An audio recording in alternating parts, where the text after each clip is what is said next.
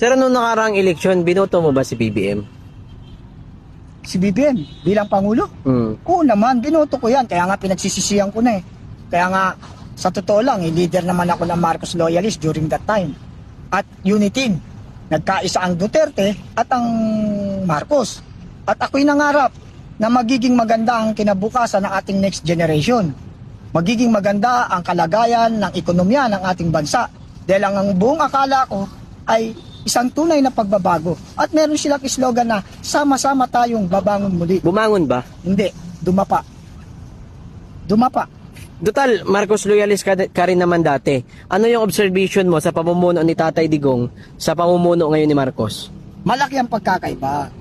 Nung pamumuno ng Pangulong Duterte, napaaganda at payapa ang bansang Pilipinas. Maunlad, nirerespeto, at talagang may aksyon. Bagamat siya'y palamura na sinasabi nila, pero yung puso naman napakalinis at talagang naglingkod para sa ikabubuti ng mga mamayang Pilipino. Kaya nga ako nagkaroon ng pagkakataon na yakapin ang prinsipyo ng mga Duterte at tinalikuran ko ang pagiging Marcos loyalist. Nagkaroon na po ako ng withdrawal of support dahil yung inaasahan kong gagawing mabuti nitong BBM, kaya ako siya binoto dahil ang ganda ng team up eh. Duterte, Marcos, Marcos, Duterte. Ang ganda.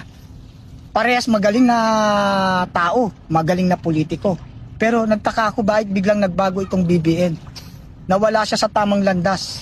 Hindi niya na nagampanan yung mga pangako niya sa bayan na sama-sama tayong babangon. Eh ang mga bumabangon, mga oligarko. At ang mga mahihirap na mamayang Pilipino, dumadapa, lumalangoy sa kumunoy ng kahirapan. Lumalangoy sa baha ng bansang Pilipinas. Kaya nag-withdrawal of support ako. Kaya kung ako ang tatanungin mo sa pamamahalang Marcos at Duterte, 101% the best Duterte administration. May katotohanan yung mga sinasabi ni tatay. Kasi ultimo ako dati, talagang makamarcos ako. Yun nga lang, hindi siya pinalad nung nag-vice presidente siya kay PRRD, di ba? Natalo siya ni Leni. Pero, umulit, tumakbo bilang presidente. Si VP Sara naman, yung vice presidente, di ba? So, talagang sinuportahan talaga namin. Kasi nga, naniniwala kami na may kakayahan ang Marcos. Kasi ang Marcos kasi natatay niya noon, si Marcos Sr. sa kapanahonan niya bilang Pangulo noon. Nagpagawa yan ng San Juanico Bridge doon sa amin. Sa Leyte kasi kami. Pinagdugtong niya yung Leyte at saka Samar. Kaya makamarcos kami talaga. Totoo yan. Walang halong kasinungalingan to, mga kahunta. Yung katotohanan lang yung sinasabi ko dito. Kasi natuwa ko dito kay tatay. Nakita ko yung video niya.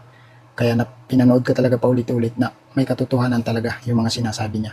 So kaya napaano lang ako, napareaction lang ako dito. Kasi talagang ako rin naman ay makamarcos. Pero lahat yun nagbago kasi sobrang nadismaya. Nakakadismaya naman talaga. Trilyon yung ninakaw sa kaban ng bayan. Marami nang sasabi na sila yung mga mastermind. Umami na yung mga kasabwat nila, sila Saldico. Pero walang may nakukulong. Kasama yung kanyang pinsan si Romualdez, di ba? Walang may nakukulong. Mga traidor pa sila. Kasi pinalibing pa ni PRRD dati yung kanyang tatay na si Marcos Sr. Pero anong ginawa niya ngayon? Pinakulong niya si PRRD. Pinakulong ni PBBM, di ba? Grabe. Lubog na yung bansang Pilipinas. Lahat ng kasinungalingan, lahat ng mga kabulastugan, binabato nila kay VP Sara sa mga Duterte. Hadlang kasi yan sa mga pagnanakaw nila. Di ba? Tunay yan. Ang dami na talagang mga dyan, nagsisiwalat kung anong mga pinagagagawa ng administrasyon. Pero dahil hawak nila yung batas, walang nangyayari, di ba? Walang may nakukulong. Di ba? Pero sa totoo, makamarcos kami dati. Pero dismayado kami sa nangyari. Mabuti pa yung Duterte, ang daming nagawa noon ni PRRD. Talagang laganap yung droga. Hindi man talagang nasugpo as in, pero talagang ang laki na nagbago, nabawas.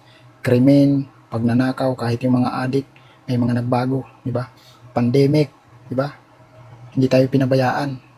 Pero hindi pa lumubo yung utang natin noon na trilyon, ilang trilyon na ngayon, di ba? Yung utang, kahit na may pandemic noon, hindi ganun. Kasi walang korupsyon si PRRD. Di ba?